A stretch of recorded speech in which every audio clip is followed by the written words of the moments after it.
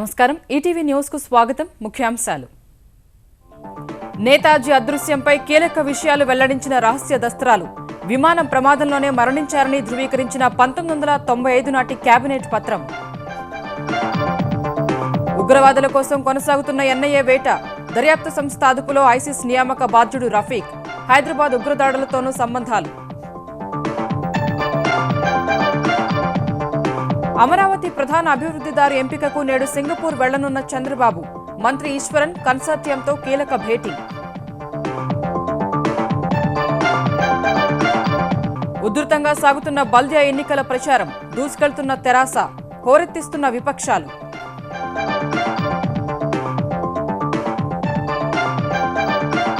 August 12 నుంచి 23 వరకు కృష్ణా పుష్కరాలు ముహూర్తం ఖరారు చేసిన తీతీదే ఆస్థాన సిద్ధాంతి ఆంధ్రప్రదేశ్లో 27 కోట్లతో దేవాలయాలకు మరమ్మతులు రెండో దఫా భాజపా జాతీయ అధ్యక్ష పగ్గాలు చేపట్టనున్న అమిత్ షా నేడు ఏకగ్రీవ ఎన్నికకు రంగం సిద్ధం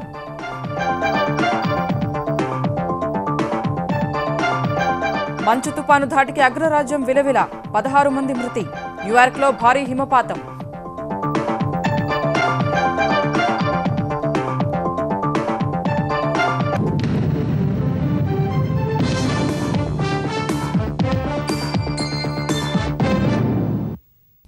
స్వాతంత్ర సమరయోధుడు నేతాజీ సుభాష్ చంద్రబోస్ విమాన ప్రమాదంలోనే మరణించినట్టు భారత ప్రభుత్వం గతంలోనే అంగీకరించినట్లు తేలింది 1945 ఆగస్టు 18న తైపీలో జరిగిన విమాన దుర్ఘటనలో ఆయన మరణించినట్టు 1995 నాటి కేబినెట్ పత్రం ద్వారా వెల్లడైంది నేతాజీ 119వ జయంతి సందర్భంగా ప్రధాని మోదీ బహిరంగపరిచిన రహస్య పత్రాల ద్వారా సుభాష్ చంద్రబోస్కు సంబంధించిన అనేక విషయాలు వెలుగులోకి వచ్చాయి నేతాజీ 119వ జయంతి సందర్భంగా శనివారం బోసు బంధువుల సమక్షంలో ప్రధాని మోదీ 100 రహస్య దస్త్రాలు బహిర్గతం చేశారు 1956 నుంచి 2013 వరకు ప్రధానమంత్రి కార్యాలయానికి సంబంధించిన 36 దస్త్రాలు హోంశాఖకు చెందిన 18 దస్త్రాలు విదేశీ వ్యవహారాల శాఖకు చెందిన 46 దస్త్రాలు ఇందులో ఉన్నాయి ఈ పత్రాల్లో 1995 ఫిబ్రవరి 6న అప్పటి కేంద్ర హోంశాఖ కార్యదర్శి కె పద్మనాభయ్య సంతకం చేసిన పత్రం కూడా ఉంది నేతాజీ 1945 ఆగస్టు 18న తైహోక్కులో విమాన ప్రమాదంలో మరణించడంపై అనుమానించే పరిస్థితి లేదని దీనిని భారత ప్రభుత్వం ఇప్పటికే అంగీకరించిందని అందులో పేర్కొన్నారు టోక్యోలోని బోస్ అకాడమీలో దాచిన నేతాజీకి సంబంధించిన అస్థికల్ని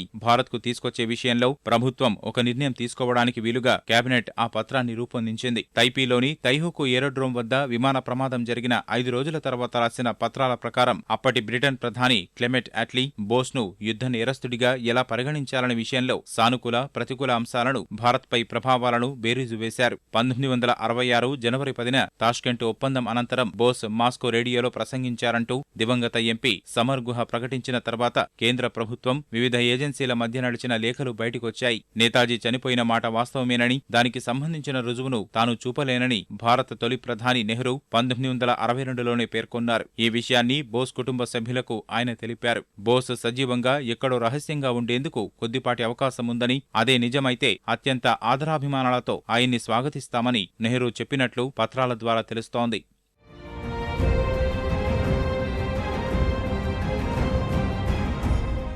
నేతాజీ చితాభస్మాన్ని జపాన్ నుంచి తీసుకొచ్చేందుకు భారత ప్రభుత్వం మొదట్నుంచి సానుకూలంగా లేదన్న సంగతి కూడా రహస్య పత్రాల బహిర్గతం ద్వారా వెల్లడైంది జపాన్ రాజధాని టోక్యోలోని రెంకోజీ అనే బౌద్ధాలయం ప్రధాన పూజారి అధీనంలో ఉన్న నేతాజీ చితాభస్మం భారత్కు తరలించాలన్న జపాన్లోని భారత రాయబార కార్యాలయ ప్రతిపాదనపై కేంద్ర హోంశాఖ నిఘా విభాగం విదేశాంగ శాఖల మధ్య సుదీర్ఘ కాలం పాటు ఉత్తర ప్రత్యుత్తరాలు నడిచాయి ఈ వివరాలన్నీ 200 పుటల దస్త్రాల్లో ఉన్నాయి విమాన ప్రమాదంలో నేతాజీ మరణించలేదన్న అభిప్రాయం బలంగా ఉన్నందున ఆయన చితాభస్మాన్ని తీసుకొస్తే నేతాజీ కుటుంబ సభ్యుల నుంచేగాక ప్రజల నుంచి కూడా వ్యతిరేకత రావచ్చని 1976లో విదేశాంగ శాఖ సంయుక్త కార్యదర్శిగా పనిచేసిన ఎన్ఎన్ ఝా చేసిన వ్యాఖ్యలు దస్త్రంలో ఉన్నాయి నేతాజీ అస్థికలను డిఎన్ఏ పరీక్ష చేయించాలని డిమాండ్ చేస్తూ ఆయన బంధువులు మాజీ ప్రధాని పివి నరసింహారావుకు లేఖ రాసినట్లు తేలింది జపాన్ వద్ద ఉన్న అస్థికలు నేతాజీవేనా కాదా అనేది తేలేందుకు డిఎన్ఏ పరీక్షే మార్గమని 1995 ఫిబ్రవరి 21న రాసిన ఈ లేఖలో సుభాష్ చంద్రబోస్ బంధువులు కోరారు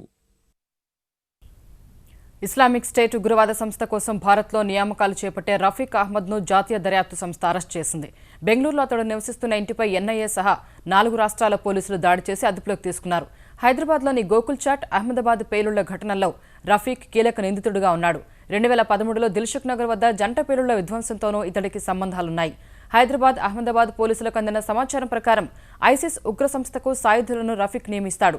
ఢిల్లీకి చెందిన రఫీక్ 5 ఏళ్ల కిందటి వరకు జైషే మహమ్మద్ ఉగ్రవాద సంస్థలో చురుగ్గా పనిచేసేవాడు. ఐఎస్ ప్రభావం చూపి అందులో చేరాడు.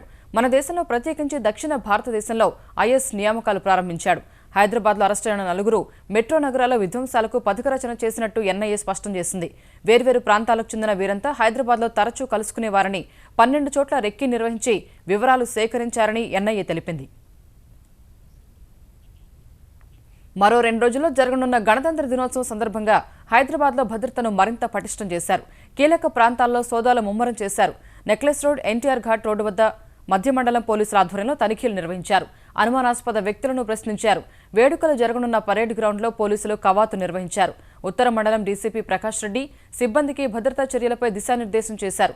పూర్తి అప్రమత్తంగా ఉండాలని సూచించారు.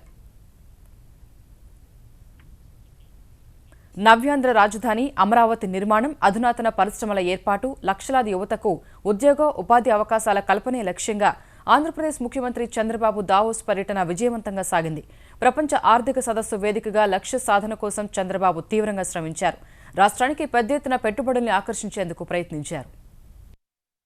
ఆంధ్రప్రదేశ్కు పెట్టుబడుల సాధనే ధ్యేయంగా ముఖ్యమంత్రి చంద్రబాబు బృందం దావోస్లో పారిశ్రామిక వర్గాలతో జరిపిన చర్చలు మంచి ఫలితాలు ఇచ్చాయి. 4 రోజుల పాటు వివిధ పారిశ్రామిక వర్గాలు, రాజకీయ ప్రముఖులతో చర్చించిన చంద్రబాబును confederation of Indian industries director general Chandrajit ప్రశంసించారు. ఈ ఏడాది దావోస్లో భారత్ ఉనికి చాటింది అంటే అది ఆంధ్రప్రదేశ్ మాత్రమేనని కీర్తించారు. భారతదేశం అంటే ఆంధ్రప్రదేశే అన్నట్లుగా ఉందన్న ఆయన చంద్రబాబు పనితీరుకు కితాబిచ్చారు. తనదైన ముద్రతో చంద్రబాబు అందరినీ ఆకట్టుకున్నారని అన్నారు. వీలైనంత మందిని కలవడమే కాకుండా రాష్ట్ర సామర్థ్యం, అవకాశాలు తెలియజేసేలా ప్రచార రథాన్ని దావోస్ వీధుల్లో తిప్పడం అందరినీ ఆకర్షించింది.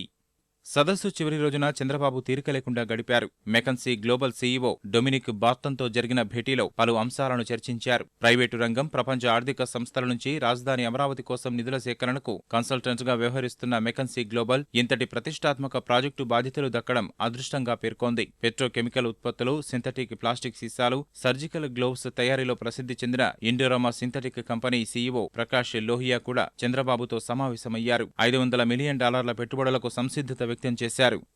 వైద్య ఆరోగ్య పరికరాల ఉత్పత్తిలో విశ్వవిఖ్యాతిగాంచిన మెడిట్రానిక్ కంపెనీ సీఈఓ మైఖేల్ కోయిల్ దావోస్లో చంద్రబాబుతో సమావేశమయ్యారు. దారిద్ర్య రేఖకు దిగువన, కాస్త ఎగువన ఉన్న వారికి గుండె జబ్బుల వైద్యం అందుబాటులోకి తేవాల్సి ఉందని మైఖేల్కు చంద్రబాబు వివరించారు. అమరావతి నిర్మాణానికి సంబంధించి స్విస్ ఛాలెంజ్ ప్రతిపాదనపై చర్చించేందుకు ఆంధ్రప్రదేశ్ ముఖ్యమంత్రి చంద్రబాబు నేడు సింగపూర్ వెళుతున్నారు. దావోస్ నుంచి నేరుగా సింగపూర్ చేరుకుని ఆ దేశ మంత్రి ఈశ్వరన్తో కీలక సమావేశం నిర్వహిస్తారు. రాజధాని నిర్మాణానికి ప్రధాన అభివృద్ధిదారు ఎంపిక కోసం ఏపీ ప్రభుత్వం ఇచ్చిన ప్రకటన ఆధారంగా 3 నెలల క్రితం సింగపూర్ కన్సార్టియం స్విస్ ఛాలెంజ్ ప్రతిపాదన సమర్పించగా దాన్ని పరిశీలించిన సిఆర్డీఏ అధికారులు అందులో పేర్కొన్న అంశాలు గొంతెమ్మ కోరికల్లా ఉన్నాయని అభిప్రాయానికి వచ్చారు. సింగపూర్ వాణిజ్య మంత్రి ఈశ్వరన్తో పాటు కన్సార్టియం ప్రతినిధులతోనూ సమావేశం కానున్న ముఖ్యమంత్రి చంద్రబాబు రాష్ట్ర ప్రయోజనాలు దెబ్బతినకుండా రాజధాని నిర్మాణం జరిగే విషయమై మంతనాలు జరపనున్నారు. ఈ పర్యటన కోసం పురపాలక శాఖ మంత్రి నారాయణ, సిఆర్డీఏ కమిషనర్ శ్రీకాంత్ ఇప్పటికే సింగపూర్ చేరుకున్నారు.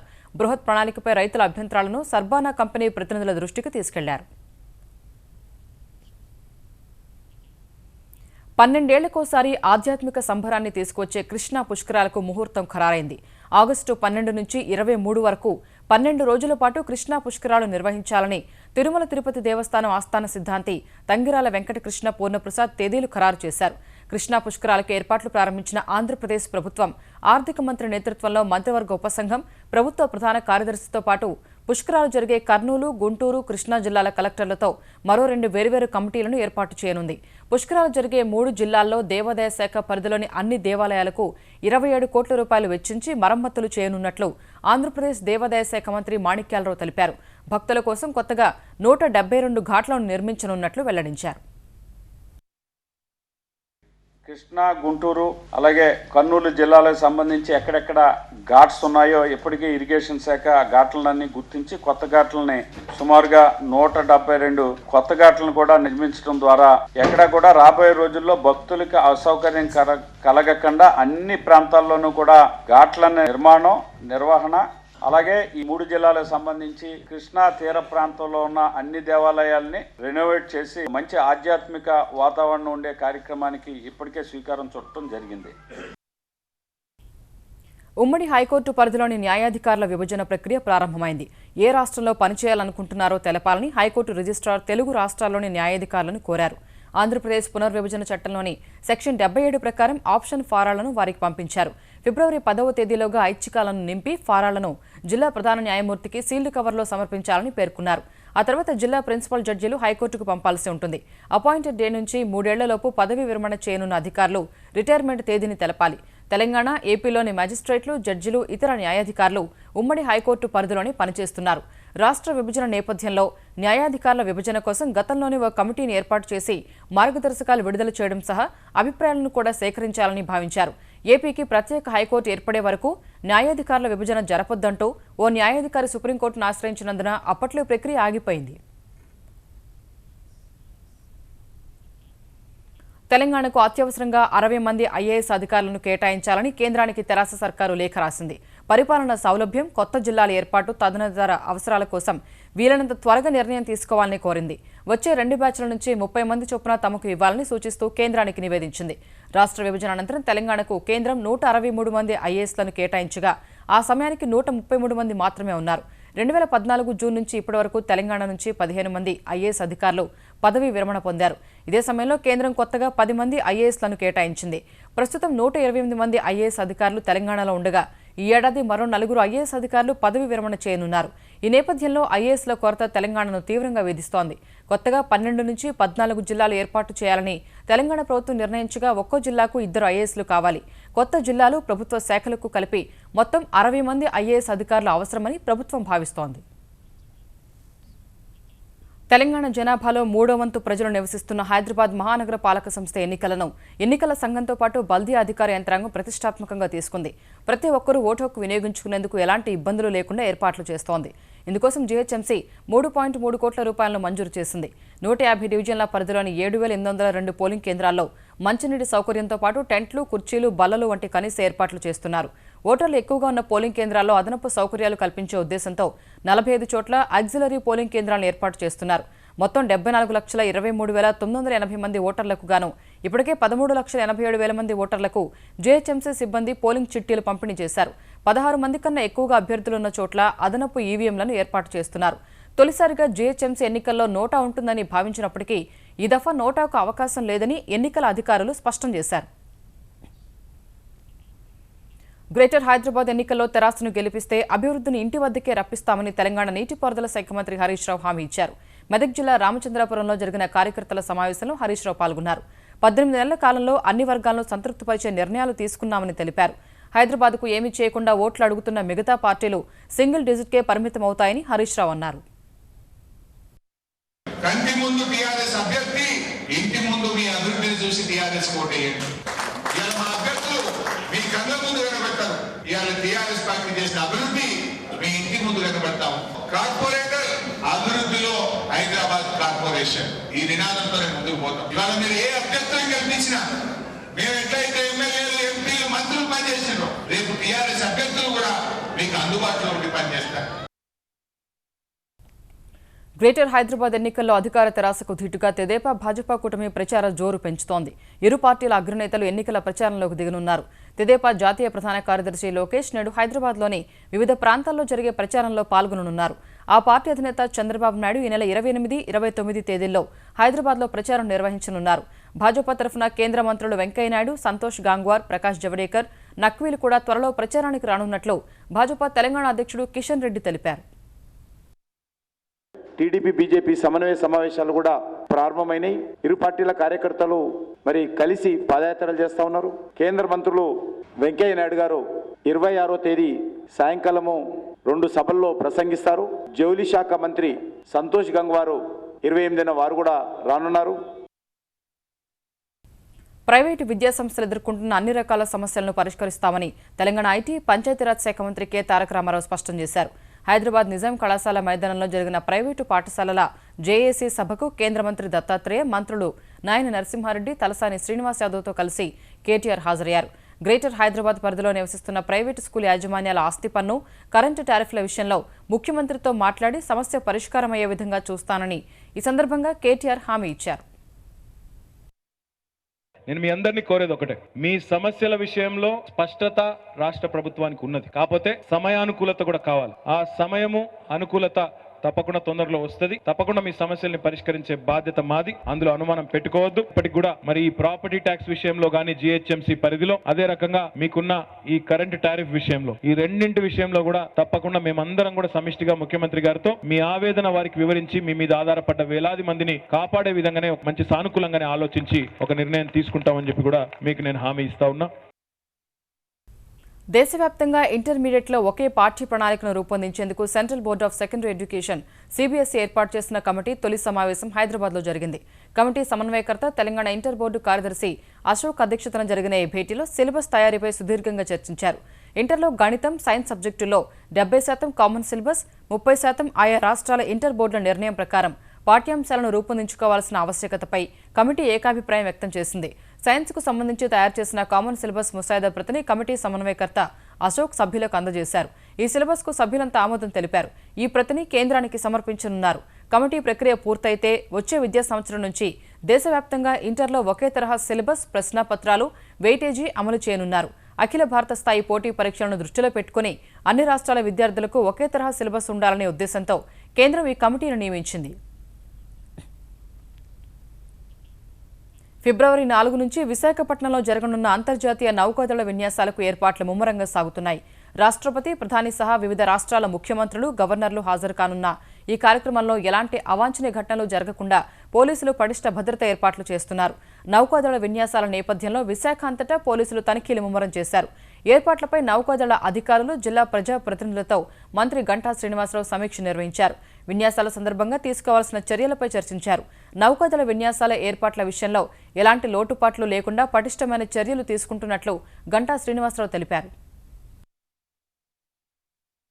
పబ్లిక్ ఎవరైతే ఇందులో పార్టిసిపేట్ చేస్తా ఉన్నారో వాళ్ళకి ఎటువంటి ఇన్కన్వీనియన్స్ జరగకుండా, వాళ్ళందరికీ కూడా ఎటువంటి ఇబ్బంది లేకుండా ఈ ఫ్లీట్ రివ్యూ ఈవెంట్ ని సక్సెస్ఫుల్ గా కంప్లీట్ చేయాలనే ఉద్దేశంతో అటు జిల్లా కలెక్టర్ గారి దగ్గర నుంచి పోలీస్ కమిషనర్ గారితో పాటు నేవీ పీపుల్ అందరితో కూడా మెటిక్యులస్ గా మైక్రో లెవెల్లో ప్రతి అంశాన్ని కూడా చాలా డీటెయిల్డ్ గా దీన్ని ఇప్పుడు కూడా మాట్లాడడం జరుగుతూ ఉంది.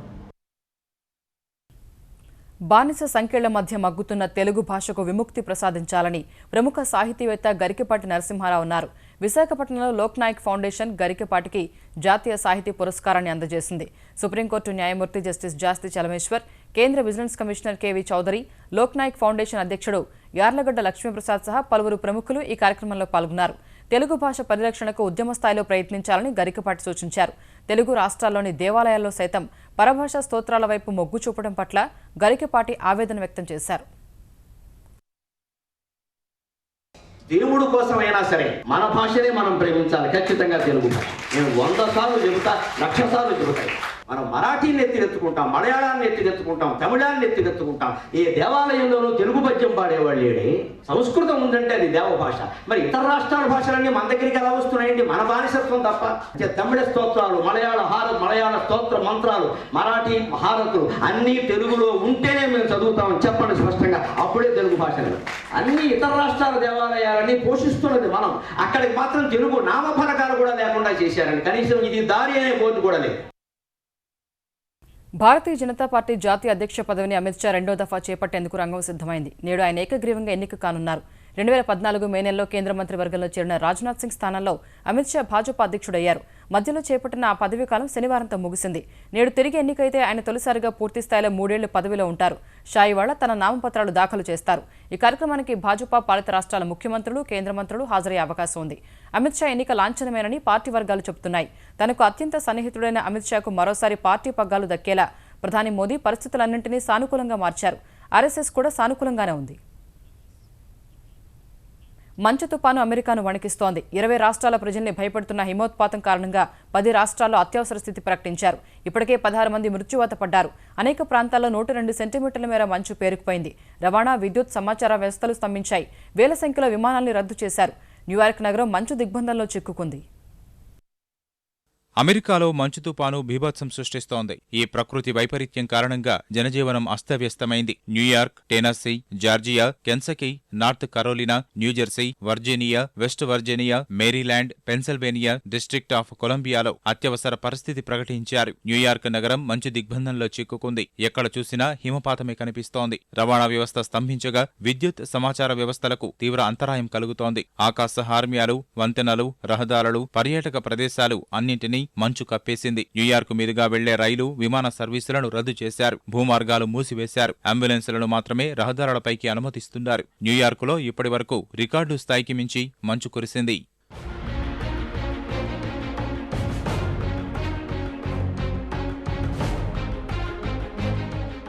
యుఎస్ తూర్పు ప్రాంతమంతా దాదాపు ఇదే పరిస్థితి కనిపిస్తోంది. అనేక చోట్ల 102 సెంటీమీటర్ల మేర మంచు పేరుకుపోయింది. 20 రాష్ట్రాల్లోని 8,50,00,000 మందిపై మంచు తుపాను ప్రభావం చూపుతోంది. మంచు పేరుకుపోయిన రోడ్లపై జరిగిన ప్రమాదాల్లో ఎక్కువగా మృతి చెందారు.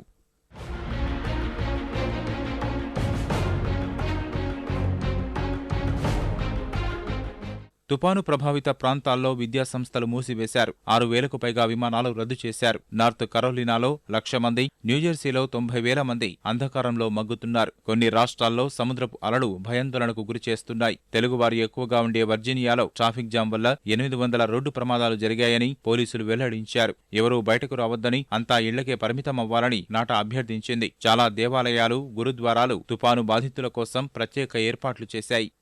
వారాంతపు రోజుల్లో రద్దీగా ఉండే దుకాణాలు, హోటళ్లు బోసిపోయాయి. రోడ్లన్నీ నిర్మానుష్యంగా కనిపిస్తున్నాయి. స్థానిక ప్రభుత్వాలు భారీగా సిబ్బందిని వినియోగించి పేరుకుపోయిన మంచును తొలగించే ప్రయత్నం చేస్తున్నాయి. మంచు తుపాను తూర్పు రాష్ట్రాల మీదుగా తీరం దాటే అవకాశముందని, మరింత అప్రమత్తంగా ఉండాలని అమెరికా జాతీయ వాతావరణ విభాగం వెల్లడించింది. ఈటీవీ న్యూస్ సమాప్తం. నమస్కారం.